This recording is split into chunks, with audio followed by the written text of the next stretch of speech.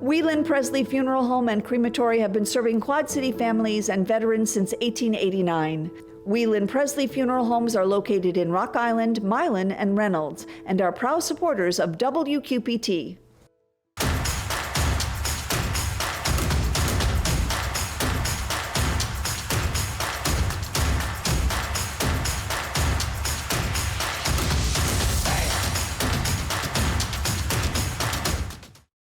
Alternatives is a proud supporter of WQPT and has been serving our community for 40 years. Alternatives provides professional guidance to maintain independence and quality of life for older adults and adults with disabilities. Happy birthday, Moline, and how we can help all of our children better succeed in the cities.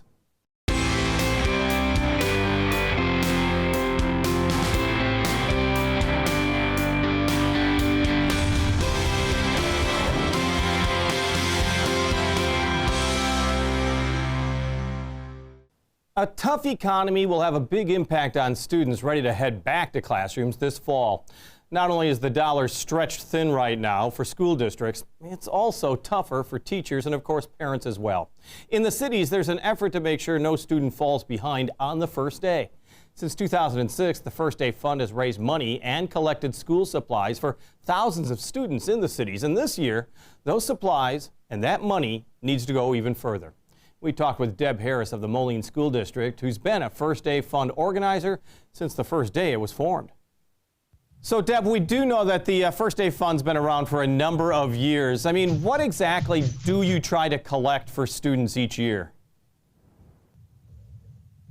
We try to collect the basic school supplies such as spiral notebooks, folders, pens, pencils. Yeah, it really is, in a lot of cases, the basics that you need. Yes. So tell me a little bit about where the drop-off points are. I mean, it's throughout the community. I know the school districts are actively involved. Yes, most of the administration offices for the school districts are collecting supplies. We have a couple of credit unions, Mel Foster Agency helping. Deb, tell me a little bit about the need. I mean, you've been doing this for a number of years. I mean, how tough is it these days as compared to, let's say, 10, 15 years ago? We definitely have more students in need with the effects of the economy right now. We have more students that are in need of just basic supplies. And you also are dealing with a lot of teachers that are also trying to, I mean, they spend their money as well when it comes to making sure that their students are ready by furnishing the classroom and all that. I mean, it's really a tough time for teachers as well. Tell me a little bit about that. It is. Teachers are having the same economic issues that we all are, and they do the best to get those school supply sales, to get supplies for the students, because helping the students is what teachers do best. Well, you're absolutely right about that. What can parents be doing right now? Because we're coming up to the school year. What should be done as far as parents getting their kids prepared? If you can, look for those sales to buy the basic school supplies. And if you're not able to do that, make sure that you're contacting the school to get those supplies that the students need to start the year off right. And how long does the First Day Fund school supply drive last? We are going through July 29th, and then we will be distributing the supplies for our students. Deb Harris of the First Day Fund. School districts throughout the area are accepting donations through the end of the month. You know, it's tough to talk about the start of the school year when there's so much left of summer to enjoy. Laura Adams has great ideas for you and everyone else ready to go out and about. This is Out and About for July 22nd to 28th. Attention dinosaur lovers, Jurassic Quest life-size animatronics is roaring into the QCCA Expo Center July 22nd through 24th. The Rock Island County Fair continues the family fun through the 23rd. The Davenport Speedway hosts the Mars Late Models Hoker 50 races on the 26th, starting at 5. And don't forget to be at Mercado on 5th every Friday night in Moline for food, music, and family fun. On stage, Disaster, the side-splitting musical homage to classic disaster movies of the 70s, is at Circa 21. Richmond Hill's Players in Geneseo present Silent Sky by Lauren Gunderson, the true story of Harriet Levitt and her star-filled discoveries. They finished their production running through the 23rd. Genesia's Guild presents Shakespeare's A Midsummer Night's Dream on the Lincoln Park stage in Rock Island through the 24th. And the classic drama, A Raisin in the Sun, finishes its run at Playcrafters on the 24th. Plus, there's loads of free music. Bass Street Landing Summer Concert Series features the Kevin Burt Band on the 28th. RME's Live at 5 in the Courtyard present Zombies on the 22nd and The Dawn on the 29th. Plus, the NOLA Jazz Band will perform in the Courtyard on the 23rd at 6. And Soul Storm perform at the Isle Casino in Bettendorf on the 23rd. For more information, visit wqpt.org. Thank you, Laura. Lojo Russo describes herself in a great way. She says she's a one-woman show who shows you only need one woman. Well, Lojo took to the stage of the Black Box Theater in Moline to show us just what she means. Here's Lojo Russo with Restless Soul.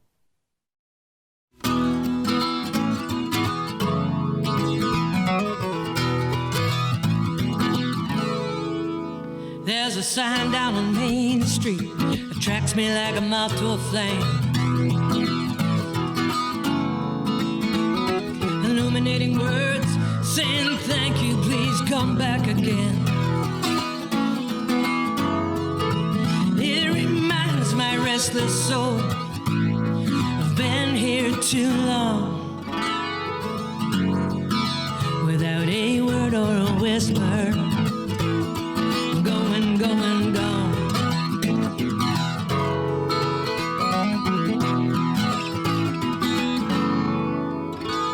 There's a girl back in Boston, remembers better me. When I took everything for granted, gave it all away for free. It reminds me of a time when I thought I could do no wrong, and like a fading photograph, it's going, gone.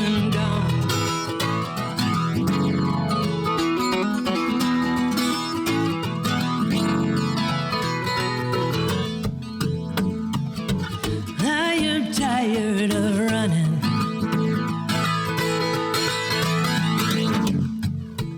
from all the lies that I've sold. Comes a time and a place when you stand face to face with the weight of it all. Your heart hits a wall.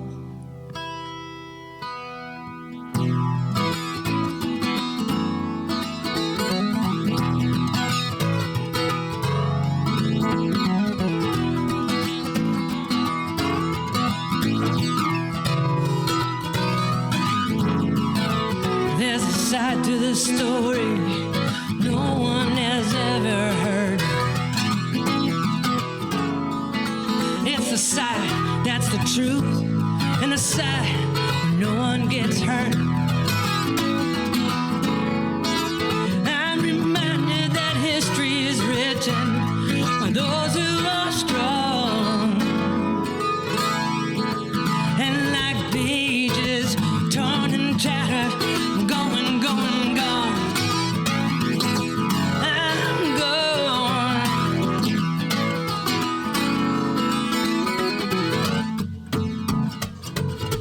I'm tired of running from all my faults and regrets. Comes a time and a place when you stand face to face with the weight of it all. Your heart hits a wall.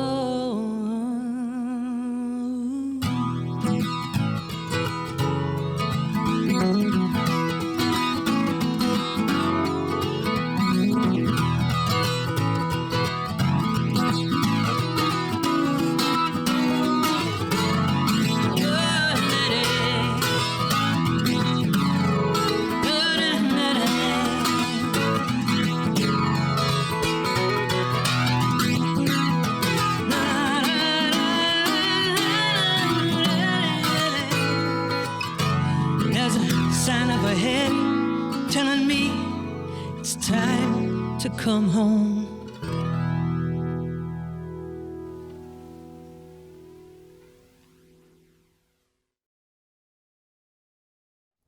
Lojo Russo with Restless Soul. And Lojo has concerts scheduled this Wednesday at Lions Foursquare Park in Clinton, later this month at the Grape Escape in Galena.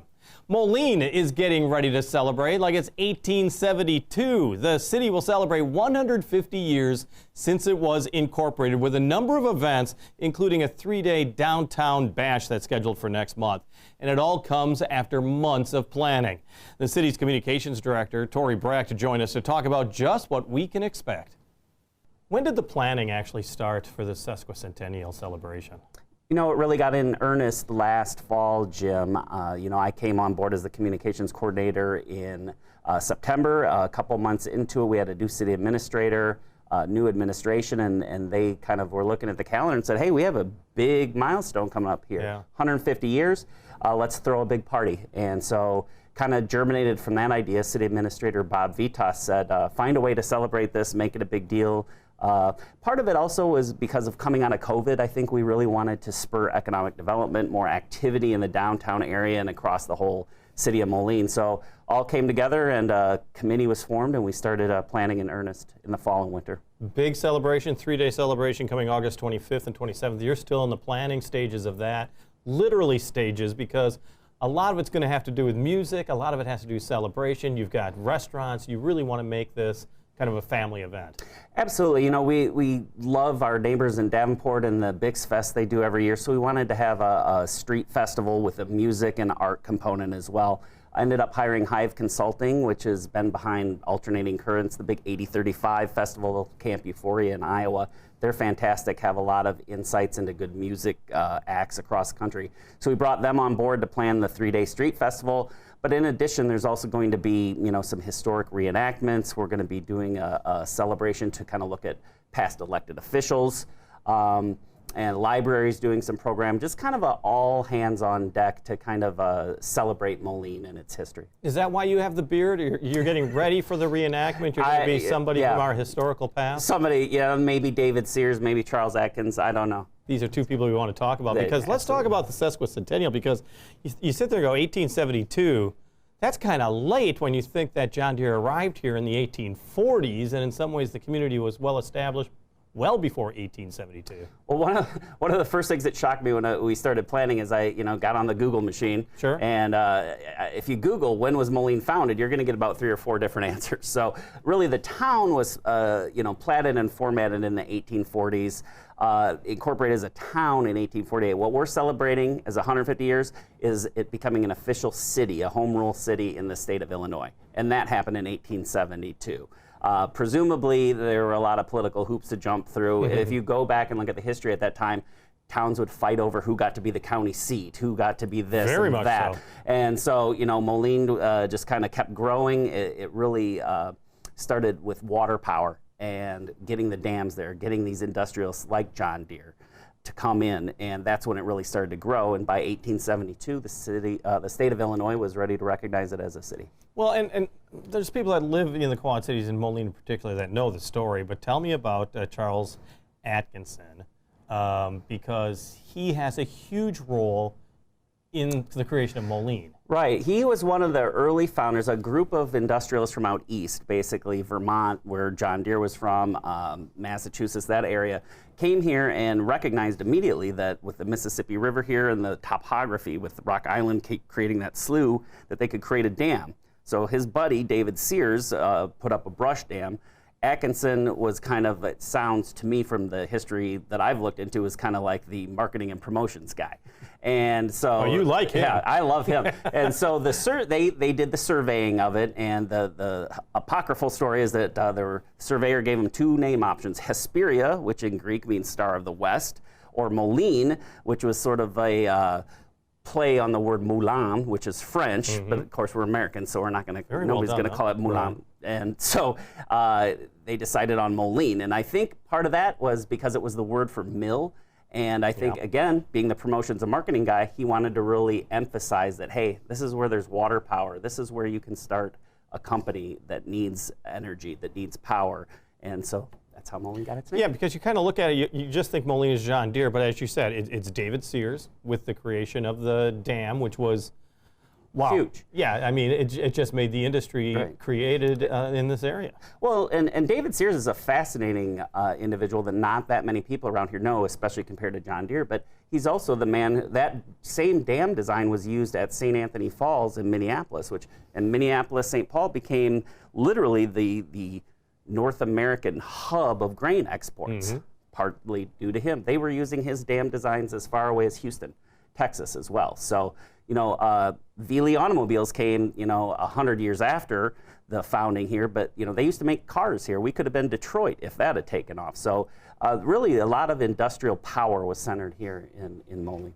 The other celebration that you're doing is not only looking back, but looking forward. And it's interesting that when you take a look at Moline's downtown, especially on the west side, you look at how Mercado on 5th has really prospered, how it's really transformed the downtown into also a little marketplace and a great cultural heritage area. And they also have a major role when it comes to the celebration of your 150th.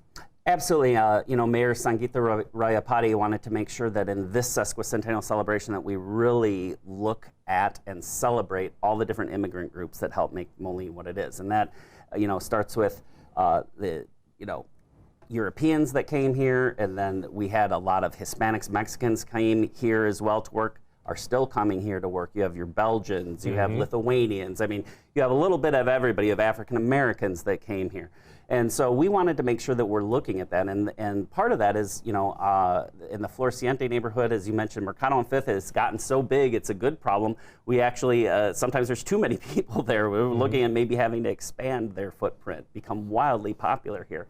And so we're actually going to, on Friday night, they're basically taking their Friday night Mercado and doing a takeover, a stage takeover. So the main stage on Friday night of the sesquicentennial celebration is going to have Banda Serra Azul. I've been practicing. Well done. And it's basically, we're going to have a lot of the vendors from the Mercado lined down River Drive. So you're going to get a little taste of Mercado on 5th. So anybody that's never gone to the Mercado on 5th will get a little feel from it for free coming on. I always talk about, because we always kind of center on the downtown area, the I-74 bridge being dismantled, the old one, the new one that exists, all of that 12 acres that's going to become something big, the riverfront, the downtown area. But this really is a community-wide celebration. I mean, Moline is really kind of trying to point out that it's still a vibrant community and there's a lot to offer all throughout the community. Well, I think absolutely. The future is bright. We're having a generational opportunity with the dismantling of the old Interstate 74 bridge. Not many cities in the United States in 2022 get to take 12 or even more acres. Remember, we have the new state law that is allowing any land conveyed by the DOT to come to the city for right of first refusal to find development. So we're basically going to be able to build from scratch with public and citizen input. That's the really important part. We want to hear what people want to see there. Something that's going to be a huge attraction, not just for the city of Moline, not just for the Quad Cities, but regionally as well, we think. Yeah, because you think of the 150th celebration, it's almost like a turning point, because you don't want to sit there and go, oh, wow, the next 150 years is going to be great. But this really is a moment in time that Moline is going to look back and go, wow, these were the opportunities we had, and these are the opportunities that we took. Well, and that's definitely what we're hoping for, Jim. You want to look forward. The new bridge has really breathed a lot of energy, and I think some of it even is just a little psychological and feeling good. But, I was riding my bike across it the other day, and there were some folks from Cedar Rapids taking their picture and, having the setting sun in the background. It's a significant piece of architecture. Downtown Moline is poised to really grow in that area. We're in the midst of a project called Form-Based Code. Sounds boring. It is zoning, okay? But it's really designed to, again, solicit public input. What do you want your downtown to look like? What do you want your building, your infrastructure, your streetscapes to look like? So it's a real forward-looking time right now in Moline. So we're pretty excited about it. So happy 150th birthday. It's time for everyone to celebrate, right? Yeah, and I mean, it's going to be a huge party. I mean, the bands that we've got lined up, and again, I want to emphasize, everything is completely free. Well, food and beer you'll have to pay for. But you can come in for free. You're going to see world-class bands. I mean, again, Galactic does like a New Orleans-style funk, jazz, R&B kind of thing. We have the Way Down Wanderers down from Peoria that are just a fabulous kind of modern bluegrass band. Celise, if you haven't heard of her, check her out on YouTube. Amazing guitarist, has played with some huge people. Lissy, who everybody in Rock Island knows and loves. So, no, just an exciting lineup of bands, a lot of food. We're going to have a community stage on the John Deere Pavilion, so there'll be 2 stages going at once. And there you're going to be able to see your friends and neighbors playing guitar, having their bands, maybe their kids' dance troupe. So, a little bit of something for everybody. Should be good.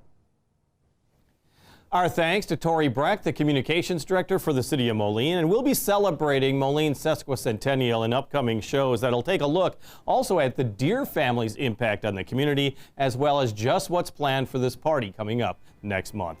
On the air, on the radio, on the web, on your mobile device, and streaming on your computer, thank you for taking time to join us as we talk about the issues on the cities.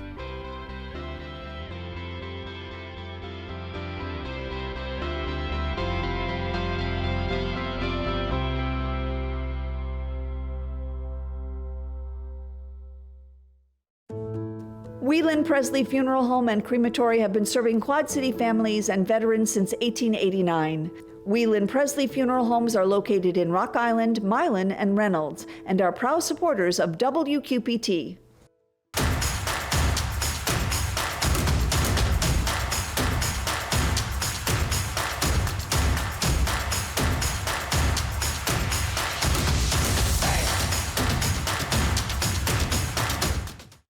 Alternatives is a proud supporter of WQPT and has been serving our community for 40 years. Alternatives provides professional guidance to maintain independence and quality of life for older adults and adults with disabilities.